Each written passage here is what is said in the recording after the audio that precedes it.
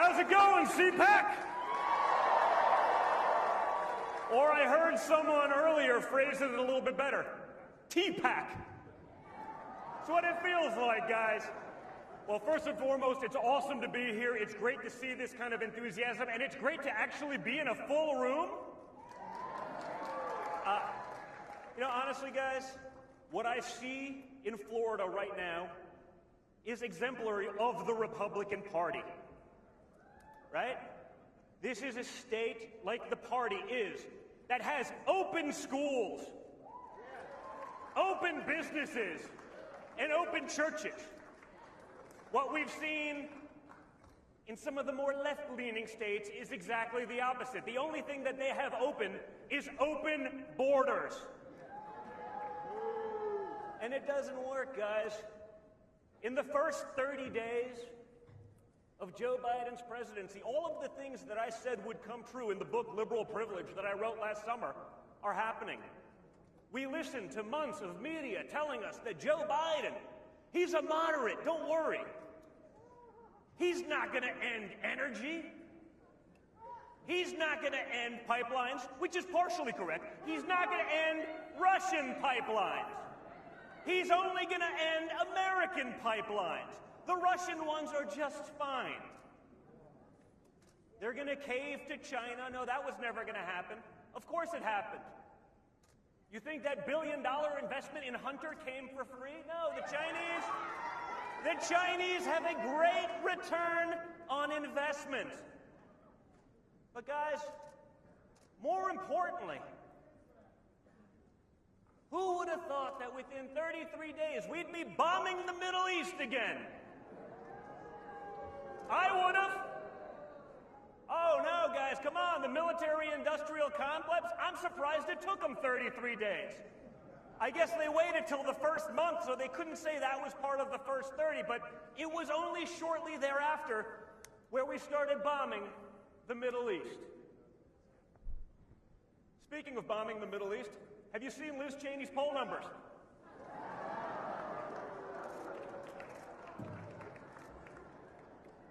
No, listen, the one thing I'll say for Liz Cheney is I'm sure she has a lot of bipartisan support, because if there's one thing that she and Joe Biden definitely want to do, it's bomb the Middle East. Everything else is a disaster. Everything else is just rhino policies, the kinds of policies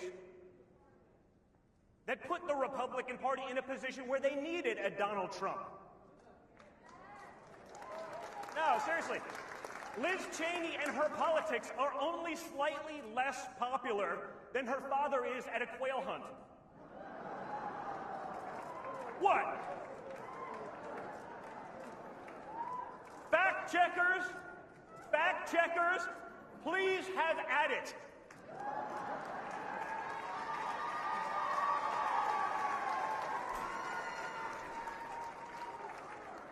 Fact check true. Right? Listen, like I said, Liz Cheney, she hates Donald Trump and his policies because her family has a long history of friendly fire. But she also hates them because she's tied to an establishment that has done nothing but fail us time and time again.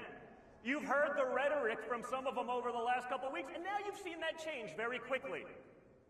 Because if there's one thing the Republican Party has been really good at over the last few decades, is snatching defeat from the jaws of victory.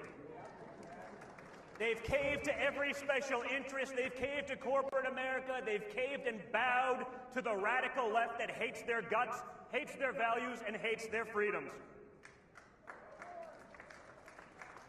Lincoln Project Liz, as I'd like to call her, is the leader of that failed movement. And if we want to go back to losing, if we want to go back to an America Last policy, we should be following that. But I don't, and I don't think anyone in this room does either.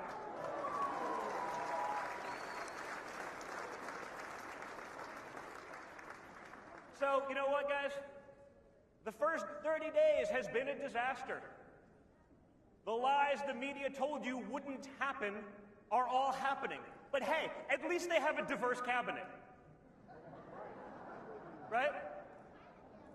No, yeah. It's very diverse. That's what we saw, right? What is the policy of the SBA? Well, first and foremost, we appointed a woman. Well, that's wonderful. Is she competent? Because there's competent women and there's incompetent women, just like there's competent men and incompetent men. We've seen that. We know that to be a fact. But when you don't have policy to address the incompetence and think you can get away with it by just talking about diversity blindly, it's sort of a problem, isn't it?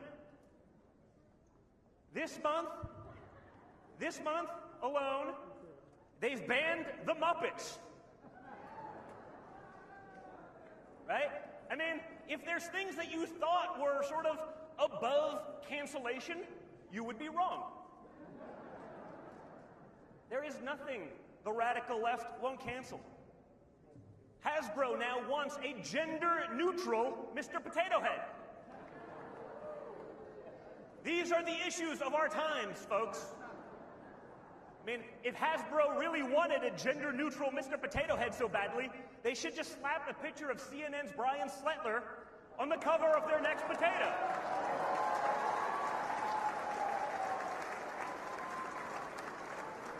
What? They don't call him Mr. Potato Head for nothing. I mean, you know, we might as well get something out of the branding. But guys, we can talk about all of these things. We can talk about the liberal hypocrisy, liberal privilege. Just look at how magically, in 33 days, children in cages turned into migrant shelters for children. Now, mind you, nothing actually changed. If you look at the pictures, there's nice bars on the walls. Nothing changed other than the media's outlook. Where is the outrage about this? Where is the outrage about an asinine immigration policy that is encouraging people to bring children, unaccompanied and otherwise, into a country? Guess who gets hurt? Our low-wage earners, who for the first time in modern history under Donald Trump started seeing real wage growth.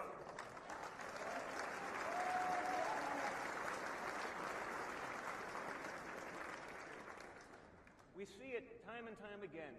There's a double standard by which we live, but when you look at what's going on, if people were informed of the actual facts, rather than spoon-fed a narrative by big tech and the mainstream media, we wouldn't be in these things.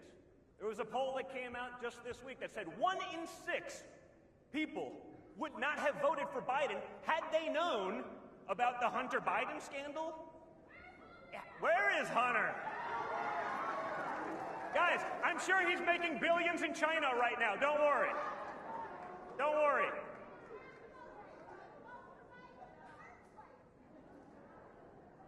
One in 6, guys, 17% of the 80 million that voted for Joe Biden, had they even heard of the basics of his corruption.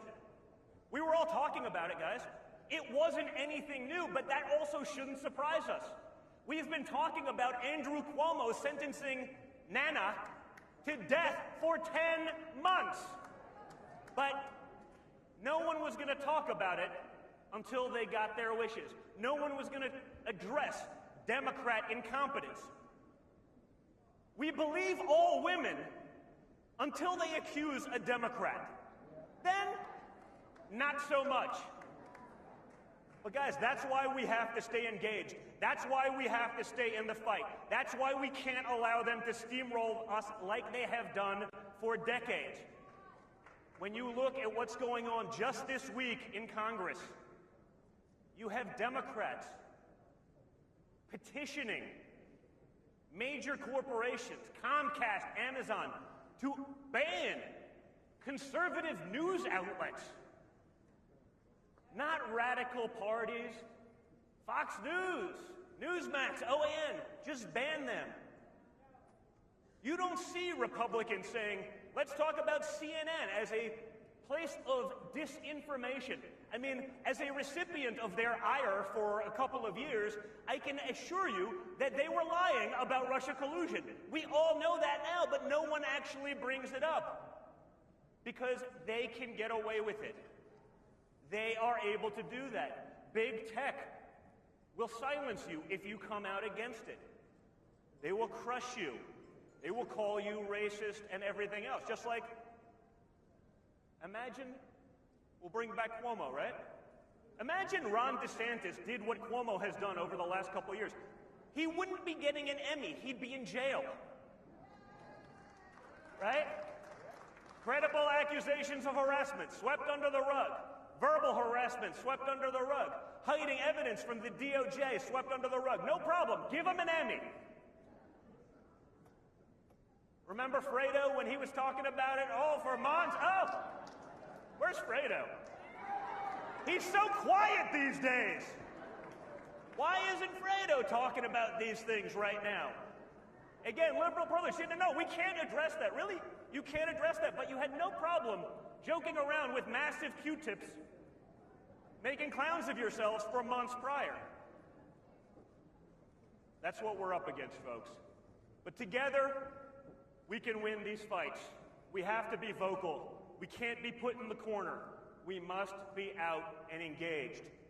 And that's where you guys come in. So, I'm looking forward to Sunday. I imagine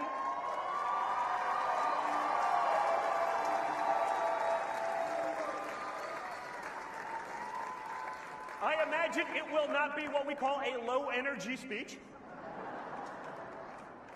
And I assure you that it will solidify Donald Trump and all of your feelings about the MAGA movement as the future of the Republican Party.